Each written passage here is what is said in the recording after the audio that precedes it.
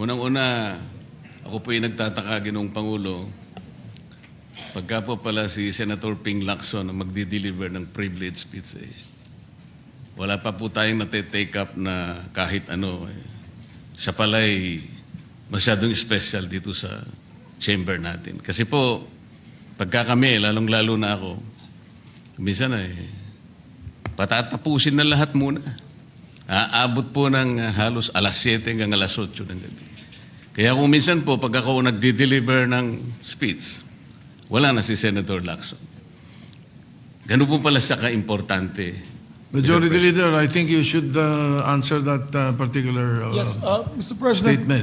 yung privilege speeches, alam mo, dalawang linggo na lang po naiiwan with due respect to Senator Marcoleta. Talagang tinutulak natin yung legislation, una, yung privilege speeches, we put always, and it's been a practice in the past, in the tail end of the discussions, because the privilege speeches can take up a lot of time. Yung nangyari po kasi kahapon, just sa speech ni Senator Marcoleta, with due respect to the two sides, binanggit po niya yung pangalan ni Senator Lacson. So it is obvious that Senator Lacson would like to respond. So usually when it is personal and collective privilege, especially when they're trying to defend themselves, kasi gusto mong i-depensa ng sarili mo, binibigyan po natin ng pagkakataon. Ang senador na tumayo at any given point in time. Kaya kung sinabi din po sa akin ni Senator Marcoleta kahapon na ito po ay personal and collective dahil galit ako kay Senator Lacson, ginawa kong agad-agad. Pero hindi po niya kwento sa akin ano yung purpose ng kanyang speech. Kaya nung ninapitan niya po ako first speech, binabigyan po natin Senator Tulfo muna, pagkatapos si Senator Tulfo, Senator Marcoleta naman po. Pero yung laman po ng speech ni Senator Marcoleta ay binabanatan isang membro ng Senado. Obviously, that member of the Senate will stand and defend themselves. We have to give them priority. It goes for any member of the Senate, Mr. President. We will give that privilege to any member of the Senate. Thank you. All right, thank you. Sir President, ang sinasabi ko lamang po ay ngayon ko lang po na nakita ang ganitong special treatment. Hindi ko naman sinasabi, Mr. President, na lahat ay ganito. Kasi po yung yung una pa po bago ito, Mr. President, naalala ko, tinapos muna lahat po ng bisita, pati po yung mga galing sa Southeast Asian Games. At kahuli-hulian nga po, inabot po ako ng alas 8 ng gabi. Yun lamang po. Ngunit gusto ko pong makapagtanong sana sa ating ginagalang na Senator Ping Lacson kung siya po ay papayag. My pleasure, Mr. President. Hindi ko po alam, Mr. President, Your Honor, kung paano ko, saan ako mag-uumpisa sapagkat hindi ako ang subject matter ng aking dineliver na privilege speech kahapon. Kaya kung sagutin at iisa-isahin sa inyo, ngunit ang nangyari, parang ad hominem ang nangyari. Sa akin po, natutukoy lahat ang inyong privilege speech ngayon, samantalang ang inaasahan ko ay sasagutin nyo yung privilege speech kahapon. Kasi kung ganun pong mangyayari, Mr. President, malilihis na naman po tayo sa inaasahan ng ating mga mamamayan. Dito lilitaw ngayon ang nauna pong mga patakarang nakita ko sapagkat kailanman hindi natin makakalimutan at huwag nating kalimutan na talaga pong nilimas po ang kabangbayan. Yun na po yung gusto nating pag-usapan dito.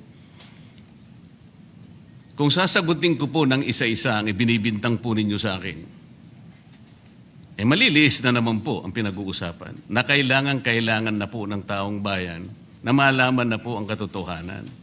Sino po ang may pakana? Sino po ang mga mastermind sa nangyaring nakawan sa ating kabangbayan? Ito po ay hindi pangkaraniwang pagnanakawan, Ginoong Pangulo. Yun po ba ang gusto niyong mangyari, Ginoong Ping Lacson? Negative po. Siguradong hindi po yun. Bakit kayo po? po naglilihis, sino pa po nagsimula nito? Nung una pong privilege speech ninyo, hindi ko na sinagot kasi ayoko magkagulo. Pero enough is enough. Kahapon, nanonood ako sa aking opisina, gusto kong bumaba, kaya lang malalim na ang gabi at ayoko maabala yung trabaho sa Senado. Kaya nagsabi ako sa ating Senate President, at ito'y na-manifest niya kahapon, narinig ko, na I was told na sasagot ako ngayong araw na ito.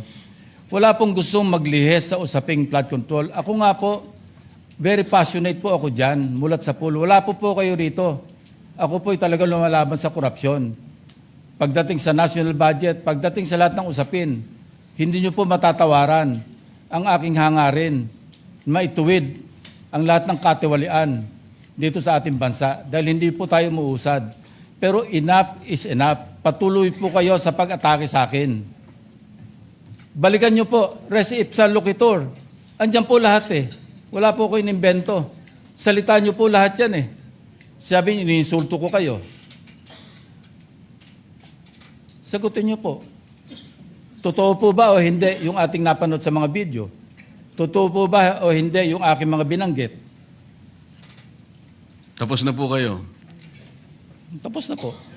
Kasi po ganito May I eh. suggest that the two gentlemen address the chair instead of addressing each other. Sorry, Mr. President. Pagpaumanhin po ninyo, Ginoong Pangulo, ngunit nakakalimutan po ng ating Senator Ping Lacson na siya po ang nagumpisa sa ngayon lang eh. Ako rin po ay defensor ni Diskaya. Palagi niyang ipinipilit yon. Hindi niya makalimutan ang sinabi ko na nung ako po ay nasa Blue Ribbon Committee, tungkulin ko po kasi na ipaglaban ang sino man, witness man siya, resource person, siya po ang kauna-unahan na nag-apply ng Witness Protection Program. Sa aking palagay po, nung panahon na yon, ay kakailanganin namin siya sapagkat mga pangalang malalaki ang dapat na makuha natin. Hindi naman siya, ang ibig ko sabihin, si Diskaya po ang mismong nagbigay po ng kanyang kagustuhan. Nung una po, Mr. President, ayaw ko nga maniwala sa kanya. Kaya sinabi ko sa kanya, gumawa ka ng sulat, kahit sulat kamay, para sa ganun, walang masabi ang iba na parang ako pang nag-initiate sa'yo dahil hindi kita kakilala. Kailangan malaman muna natin kung ano ang laman ng iyong testimony. At kailangan ma-determine natin kung talagang meron kang may kukontribute na mga pangalan. Kasi importante na lumitaw ang mga pangalan ng mga taong talagang utak ng pagnanakaw na ito. Yun po ang pinag-umpisahan nun eh. Dahil mabigat ang kanyang gagawin, Mr. President, nakita ko sa kanyang kagustuhan na siya'y sumailalim sa Witness Protection Program. Kinilala ko naman yun, Mr. President. Malalagay nga sa alanganin ng buhay niya. Yun po naman yung nakalagay sa batas eh. Bakit ngayon akusahan ako na ako pa ang nagdidepensa sa kanya? Nandun naman po sa batas eh. Kaya nga po nang ipilit po ng ating DOJ Secretary na pinipilit niya magkaroon ng restitution, sinabi ko huwag mong gagawin yan. Wala naman sa batas yan eh. Ipipilit ninyo sa pamagitan ng memorandum ninyo na kahit wala sa batas para siya maging katanggap-tanggap na witness protection program witness, ay gagawin ninyong mag-restitute siya. Wala po sa batas yun, Mr. President. Yun po yung nilalaban ko. Kung napagkamalan niya na dinidepensahan ko, hindi po pwede yung ganon, Mr. President. So ngayon, hanggang ngayon, pati ba naman ng asawa ko na independent director, kakalantariin pa rito. Saan ba natin pag-uumpisa ng pag-uusap na ito? Pagkatapos, ipipilit na naman ninyo yung Kalayaan Island Group. Ano po ba patakaran dito, Mr. President? Ginoong Lacson? Kailangan bang samot-samot ang gagawin mo para sa isang privilege speech? Kayo po'y matagal na sa Senado. Alam ko po, kabisado nyo yung patakaran dito. Ang isang privilege speech na katutok lang sa isang subject matter. Pero ang gagawin po ninyong samot-samot ito at pagkatapos ay mag-uumpisa kayo na para bang ang nilalaman ng privilege speech ninyo eh puro ad hominem. Wala po tayong matatapos dito. Ang hangarin po natin dito ay yung subject matter na pinipilit natin sapagat ito po ang inihintay ng taong bayan. Kung sasagutin ko po ng isa-isa at ang iba po'y sinagot ko na, ay lalayo po tayo. Ang akin pong tinatanong sa aking privilege speech kahapon, ay bakit parang hindi ninyo pinagbigyan ang ibang mga tao na napakarami nilang dapat sabihin para sa ganun malaman natin ang katotohanan. Kayo po ang nagsabi, Senator Lacson, Mr. President, napupuntahan natin lahat ng lugar na kung saan ang ebidensya. Hindi po ba kayo po ay nagpahayag noon dito sa plenaryo, Mr. President, Senator Lacson, na sinabi nyo na ang presidente ay name drop ni Yusek Bersamin. Hindi ko man lang po nakita yung kanyang katauhan na ipinatawag nyo dito. Samantalang napakalaki ng dapat niyang ipaliwanag sapagkat kayo po ang nagsabi sa pamamagitan ng pagtitiwala ninyo sa ibinigay na testimony ni Yusek Bernardo na niname drop niya ang presidente. 100 billion pesos po pinag-uusapan dito na kung saan ang porsyentong tinanggap nila sang-ayon din sa inyong pagpapahayag ay 8 billion pesos. Nagtataka po kami, ang taong bayan, hindi nyo man lang pinatawag si Yusek Bersamin. Nagtataka din po ako. Alam po ninyo ito. Nakiusap, nagpresenta si ex-Governor Chavit Singson. At iminungkahi ko po sa inyo at ang sabi nyo, sige po, sa susunod na pagdinig natin, ay iimbitahan natin siya. Sapagkat marami raw siyang gustong ibahagi sa ating pagdinig tungkol sa mga project sa Ilocos. Ngunit hindi po nyo tinawag. Yun po yung pinagtataka. Ito po yung gusto ko sanang sagutin ninyo. Sa akin po, wala nang kwenta kahit na ako'y patutsadahan ninyo na ganito ako, ganito kami, ganyan. Hindi na po mahalaga sa akin yun eh. Ang mahalaga po, Mr. President, ang taong bayan ngayon na naghihintay ng kasagutan sa maraming katanungan nila kung magagawa pa natin na buklatin lahat ang dapat buklatin. Kilalanin kung sino dapat kilalanin. Ang gusto ko pa po sana, Mr. President, sana sagutin po ninyo, Senator Lacson. May I respond, Mr. President? May I respond, Mr. President? Yes, please, go ahead. Mr. President, Your Honor, have you read the partial committee report? Ganito po ang nangyari, Mr. No, have President. you read the partial committee report? That is my question, Mr. President. Binasa ko po, ngunit hindi ko po magawan ng paraan kung paano ko po itatrato. Kasi kahit na po ganun ang nangyari, tiningnan ko po eh. Kaya lang, sabi ko sa mga staff ko, nung mag-meeting kami, bakit ka ako wala man lang pirma ito? Ito po italiwas po sa inyong ipinahayag kahapon. Sinabi nyo rito, If I may be natanggap allowed, ko, Mr. President. patapusin niyo muna ako para may paliwanag ko kung bakit hindi man lang ako sumagot sa inyo dito sa ibinigay niyong material na ito. Kasi sinabi po ninyo, for one, I have it on record that his office already received a copy of the BRC Partial Committee report as early as February 11, both hard and soft copies, but he has not signed it, even with I dissent remark. It follows that as chairman, I was first to sign before routing the same contrary to his claim that I did not. Kahapon lang po namin nakita ito, Mr. President.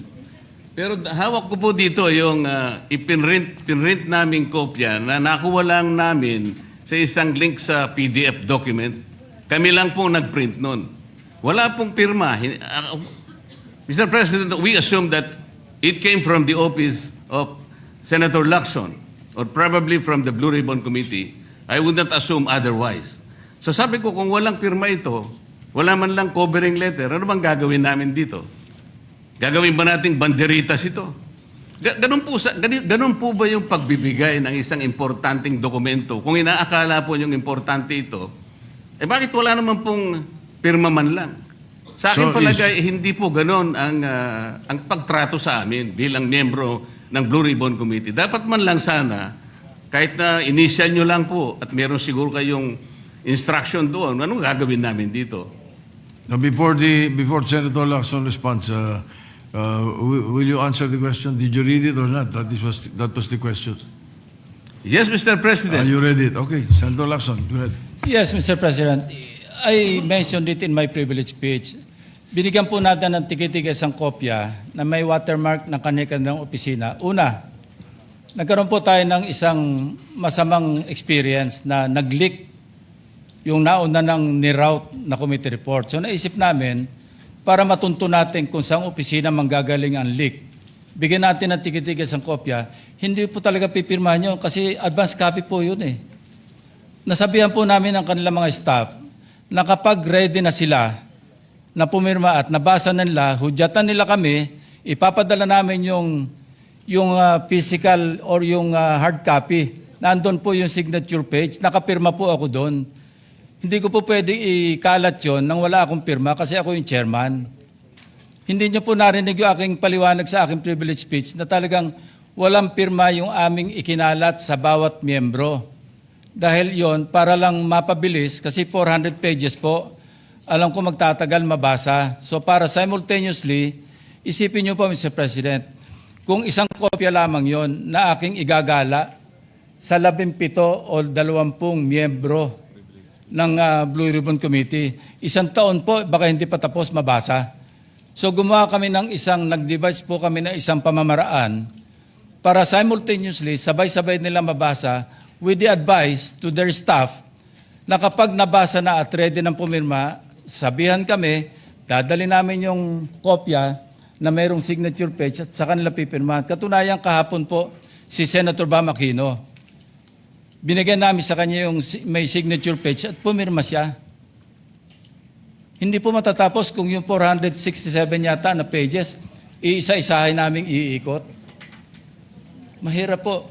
Gumawa na nga kami ng paraan para matakil na sa floor, ma-defend ko, at makamove forward tayo na tulad ng binanggit ko sa aking privilege speech, simula na tayo uli ng mga panibagong pagdinig. Ngayon, sinabi po ni Senator Marcoleta na bakit hindi inimbitahan si Undersecretary Bersamin. Kaya ko po tinanong, kung nabasa niya na yung report, kung meron po siya maipakita sa akin doon sa committee report o doon sa TSN, doon sa minutes ng pagdinig na nabanggit ang pangalan ni Undersecretary Bersamin. Bukas na bukas din po o bigyan natin 3-day notice rule. Tatawag po ako ng pagdinig, ipapatawag natin si Undersecretary Bersamin. Ang binabanggit niya po yung aking interpellation sa DBCC na kung saan si Undersecretary Bernardo gumawa ng personal na sulat kay Pangulong Bongbong Marcos. At sinasabi niya doon na ito yung mga personalidad na alam niya, na naalala niya na merong allocable at kung ano-ano pa. Wala po sa Blue Ribbon Committee minutes yun. Sa labas po yan sa plenaryo, sa DBCC, sa National Budget Deliberation. So kung may papakita po sa akin ng ating kasamahan, Senator Marcoleta, na mayroong isang mention sa affidavit o sa salaysay ni Undersecretary Bernardo na binanggit si Undersecretary Bersamin, di tumawag po tayo ng pagdinig at mag-motion siya na ipatawag kung sino man ang gusto niya ipatawag. Ngayon, si Governor Chavit Singson, wala naman pong paliwanag. Ano po yung ite-testify? Konektado po ba sa issue at hand, which is the flood control projects? Kung konektado po, sana sumulat po siya sa chairman at sinabi niya, ito yung lalamanin ng ite-testify o ito yung naka-attach yung draft affidavit ni Governor Chavit Singson. Sino naman ako para tumanggi na ipatawag kung sino man yung resource person? Nagpadala nga siya ng surprise witness, siya lang nakakaalam eh. Hindi ko po inawat eh. At Mr. President, sandali po, hindi pa ako tapos. At nung hinanap kong pilit, pinagtanong ko yung mga addresses, lahat ng mga kakilala ni Gutesa. At inalam po namin sa pamamagitan ng CCTV footage, baka naman merong sumalubong o merong kasama na pwede natin matunton kung nasan si Gutesa. Ganun po kasi ang aking pagnanais na talagang get to the bottom of this issue. Pero bigla po nawala eh. Ano po magagawa ko? Mr. President, wala nga pong nakasulat dun sa transcript tungkol nga po dun sa binanggit niya sa plenary na pangalang Adrian Bersamin. paano nga pong mababanggit doon, Mr. President, hindi nga niya pinatawag eh. Samantalang dapat niyang ipatawag, siya mismo ang nag-highlight. Isip-isipin po ninyo, nagawa po ni Senator Lacson na isama sa plenary debates ng ating 2026 budget. Ganun ka-importante ang bahagi na yon, Mr. President. Hindi ba dapat ipinahayag mo yun eh. Malaking bagay yun. Ibinulgar mo pa nga eh. There are 2 public officials I will reveal this morning. Ganun lang. Ba't hindi mo pinatawag? Kung pinatawag mo yun, malinaw na malinaw, nalagay sana sa transcript. Ganun lang naman ang ibig sabihin eh. Sa mga tweet, iniwasan po, Mr. President, para hindi malagay sa transcript. Pagkatapos ikakatwiran po ninyo, kung nasa transcript, di sana pinatawag ko. Baligtad po ang ginawa ninyo, Mr. President. Katulad din po sa 30 Nara Street sa South Forbes. Ilan po yung binanggit ng mga tao doon? Hindi ko po sinasabing totoo yun. Pero for purposes of the inquiry and investigation, kung talagang ganun, kalawak ang inyong pananaw. Dahil pati nga po yung pagpunta ni Gutese, pati CCTV po ipinakita ninyo. And dami po sana ang pagkakataon na nakita sana lahat ng mga binanggit ni Saldico na mga ginamit na sasakyan. Makikita doon sa pagitan ng alas 9 hanggang alas 10 ng umaga. Tawagin natin yung kung sino man yung security agency doon. Pero hindi po ninyo ginawa eh. Pero sasabihin po natin, you wanted to emphasize one point. Kung nasaan ang ebidensya, ay talagang pupuntahan natin. Kayo po ang inconsistent eh. Pagkatapos ako ang sasabihin ninyong inconsistent. Ang dami po eh. Nakiusap ako na, sabi nga natin, ang dami pong tumuturo sa pangalan ni Martin Romualdez. Inimbita po ninyo, hindi dumating, nakiusap ako, naimbitahan uli, ang sabi po ninyo sa magitan ng inyong interview, kung pupunta siya rito, welcome. Kung hindi siya pupunta, wala tayong magagawa because of interparliamentary courtesy. Mr. President, hindi po karaniwang pagnanakaw ang nangyari sa kasaysayan ng ating bansa. Hindi po ba ninyo naiisip, mismong kabang bayan ang tumagilid, pagkatapos magtatago kayo sa prinsipyo o doktrina ng interparliamentary courtesy? Kung ako po ang chairman ng Blue Ribbon Committee, Mr. Chair, Mr. President, hindi ko po igagalang interparliamentary immunity sapagkat ang pinag-uusapan dito ay interes ng mamamayan. Huwag po tayong magtago kung saan-saan. Sinabi po ninyo, Mr. President, Senator Lacson, yung Apostille Convention. Hindi ba pinahayag po ninyo sa isang pag-i-interview ninyo na kung si Saldico lamang ay makakuha ng isang subscribe statement, kahit sa Zoom lang, ipatatawag namin siya. Bakit hindi po ganun ang ginawa ninyo? Pwede naman siyang mag-Zoom pagkatapos na magkaroon ng apostilled sworn statement. Bakit hindi po ninyo ginawa? Meron naman pong Zoom eh. Natatakot yung tao. Nanganganib ang kanyang buhay. At palagay ko naman, nanganganib nga talaga. Iintay pa po ninyo na humarap sa inyo? Pwede naman ang Zoom eh. Kung talagang gusto nyong tuntunin ang lahat ng mga ebidensya na dapat nating puntahan. Ito po yung pinupunto ng aking privilege speech kahapon. Eh. Hindi ko nga po alam na kapag ako po ang magdi-deliver ng privilege speech, Mr. President, palagi po kayong nawawala. Kasi nga, nasa bandang huli na po ako eh. Pero kung talagang gusto nyo lamang, alam nyo naman na sa agenda po natin kung sino po ang tatayo para mag-deliver ng privilege speech eh. Ayoko pong isipin na sinasadya ninyo. Ngunit narinig naman po ninyo eh. Mr. President, pagkatapos isasama yung Kalayaan Island Group, ano po ba talagang pinag-uusapan natin dito? Yung kapakanan ng bayan, pinipilit po niyong pinagtatanggol ko ang China.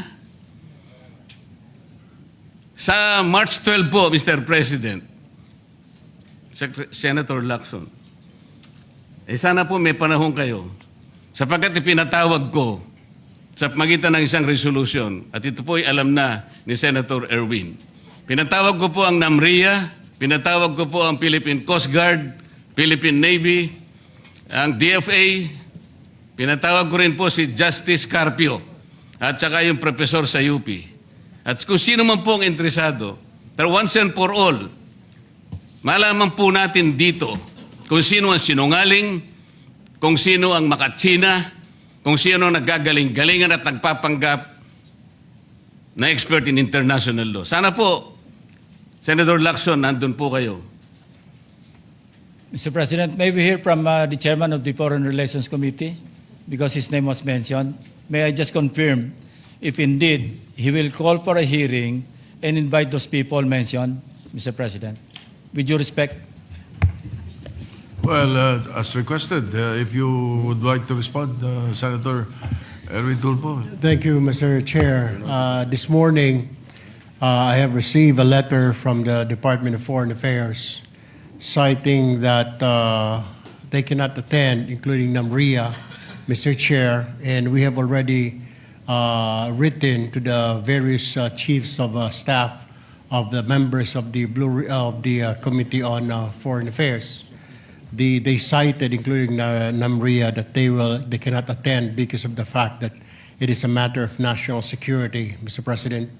And I also have a copy that will be sent to your office, Mr. President. The reason given by NAMRIA, the Armed Forces of the Philippines, and the Department of Foreign Affairs, Mr. President. In other words, Mr. President, the gentleman from Pampanga and Tarlac is confirming something that is not confirmed. Mr. President, that is too much of a statement. Kausap ko pa lamang ang chairman at kaming dalawa po nagkakausap at niremind pa nga ako yung mga nakarang araw na March 12, okay ka na. So, ang sabi ko sa kanya, ito po ang dapat nating maimbitahan. Bakit naman po nagkaroon ng issue sa national security ang pagdinig tungkol sa usapin sa West Philippine Sea? Mr. President? Ito na naman po ba ay patakaran para ilihis na naman? Hindi po pag-uusapan dito kung ano-ano mang klaseng teritoryo ang pag-uusapan dito. Ang pag-uusapan lang natin ay yung masigalot na pinalalaki nila at hindi nila maintindihan na walang kamatay ang West Philippine Sea. Nakalagay po kasi sa Administrative Order number 29 dated 2012, Mr. President, 14 na taon nang nakararaan, minanduhan mismo ang NAMRIA at ang DFA na mag-submit ng mapa at mga charts sa opisina ng United Nations General, as UN Secretary General, at inotify ang lahat ng international organizations katulad ng IHO. Ano po bang ibig sabihin nun, Mr. President? Alam po ba ito ni Senator Lacson, yung Administrative Order number 29? This is something between the chairman of the Foreign Relations Committee and the gentleman from Tarlac and Pampanga, Mr. President. Hindi po, tinatanong ko po kayo. No, kasi, I don't know Administrative Order number 29. hindi po ninyo alam, sasabihin ko sa inyo. I don't Ulitin need to ko. know, Mr. President. I'm not interested. Hindi po kayo interesado sa isang bagay na napaka-importante sa ating bansa? Hanggang ngayon, hindi ma-drawing ang West Philippine Sea. Hindi kayo interesado? Hindi po ko rin interesado sa sinasabi ninyo. Maring hindi po kayo interesado sa Kasi, sinasabi ko. no, Ngunit this ang sasabihin ko, interesado ang buong Pilipinas. Sapagkat ito, dito nakasalalay po kung sino nagsasabi ng totoo. So ayaw po ninyong malaman ng totoo, Ginoong Lacson? Kasi po, Mr. President, ang ipapalabas na naman niya, yung China, may karapatan dyan sa lugar na yan. Kaya ayoko na po marinig kasi ilang beses na po natin narinig yan, medyo masakit na sa tenga eh. Alam po Kaya ninyo, sinasabi ko po, ayoko na alam po ninyo, marinig Mr. kung President, nanggagaling sa kanya, Mr. President. si Senator Lacson po ay, ang pagkakaalam ko, isang magaling na investigador. Eh ngayon po pala yung manghuhula na. Paano po niya nahulaan? Ang sasabihin ko ay, The debate is going into Yeah. motives and all of that. So, motu proprio, the presiding officer declares the session suspended. Majority Leader. Yes, the status of the interpellations was, I believe, we paused for a while, took a break, and I now would like to recognize Senator Marcoleta for his Well- closing statements if the good gentleman from Cavite will allow. Well, if the senator on the floor, who has the floor, will allow, because when the chair suspended the session, Senator Lacson had the floor, and he was allowing questions from Senator Marcoleta. That is the parliamentary status. So, what is your pleasure, Majority Leader? Maybe we can request or ask the pleasure of the gentleman from Cavite. I will allow, Mr. President, but if he hits me, I'll hit back. All right. So, Thank you. So, that's Mr. very President, will we clear. allow Senator, yes, Senator Marcoleta is recognized. Salamat po, Ginoong Pangulo. It's not a matter of hitting me back. He can hit me many, many times. Sabi ko nga po kanina, Mr. President, that's irrelevant to me. It's no longer important to me. Kahit ano pa pong paninira ang sabihin ni Senator Lacson sa akin, wala pong kaso sa akin yon. Ang taong bayan, alam na po nila kung ano ang totoo. Sila po ang arbiter. Silang magsasabi kung totoo lahat po ang pinag-uusapan natin dito. At kung ano ang sinabi laban sa akin. Ang gusto ko lang pong linawin, Mr. President, kung talagang pinaninindigan ni Senator Lacson yung patakaran na kanyang huling sinabi at binigyan ng emphasis kung saan ang mga ebidensya pupuntahan natin. Napakarami ko pong sinabi kahapon do sa aking privilege speech, inisa-isa ko yung dapat napuntahan natin. Para sa ganon, lahat ng inaakala nating ebidensyang magtuturo kung saan dapat at kung sino dapat ang managot, doon lang natin makikita at ang taong bayan po ay nakikinig at nagbabantay. So, gusto ko pong malaman, Sir President, kung totoo po lahat ang kanyang paninindigan na pupuntahan natin ang lahat ng ebidensyang maaari nating makuhanan, pwede po bang revisyuhin niya yung aking privilege speech? Nandun po lahat, inisa-isa ko. At nagtapos nga po ako doon sa 18 ex-marine officials at iba pa yatang mga official ng ating sandatahang lakas ang nandun. Lahat po ba nun ay pupuntahan natin? Open po ba siya, Mr. President, na puntahan natin alang-alang doon sa pagkuha natin ng katotohanan. At makukuha lang natin ang katotohanan kung haharap lahat ang mga taong binanggit ko sa aking privilege speech. Huwag tayong magbibigay ng teorya ng kahit ano. Ako po'y nananalig na kapag sila'y humarap, may kakayahan naman ang komite, Mr. President. Makita natin kung talagang nagsisinungaling o hindi. Meron po tayong patakaran. Meron tayong remedyo kapag nagsisinungaling sila. Nakukontempt natin, ikinukulong po natin ang nagsasabi ng hindi totoo. Payagan lang natin, lahat sila may karapatang magsabi, mag-contribute sa ikahahanap ng katotohanan na lahat po tayo ay merong interes. Yun lang po ang gusto ko malaman, Mr. President, kung si Senador Lacson po ay tapat sa kanyang paninindigan, dapat sana lahat po ng aking sinabi, hindi naman po makakasama, makakatulong po sa ating lahat para makagawa tayo ng isang ulat. Sapagkat ngayon, kagaya po ng kanyang inamin, ang tagal na po nung sinirculate na ulat na sa online. At sabi niya, isa pa lang po ang pumirma. So, pwede po bang malaman sa ating kasama, Senador Lacson, lahat po ba nung aking binanggit sa aking privilege speech ay tutunguhan natin sapagkat potential po na panggagalingan ng maraming ebidensya. Para tapusin na po natin ito.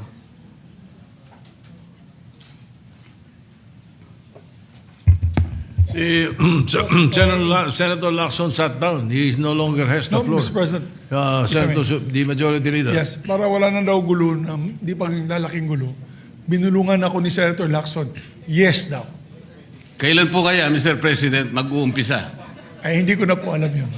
Kasi po, kung yes, bitin na naman po, Mr. President. Ayoko pong mabitin ng taong bayan, Mr. President. Kaya gusto ko pong malaman, kailan, anong oras, tuloy-tuloy po ba para sa ganon, ay mapayapa naman ang kalooban ng ating mga kababayan? Mr. President, may I respond? Yes, Senator Lacson. Isa lang po ang pakiusap ko, baka pwedeng pirmahan niyo muna yung partial committee report. Seryoso po ba kayo? I'm serious, Mr. President. So we can get over it, no?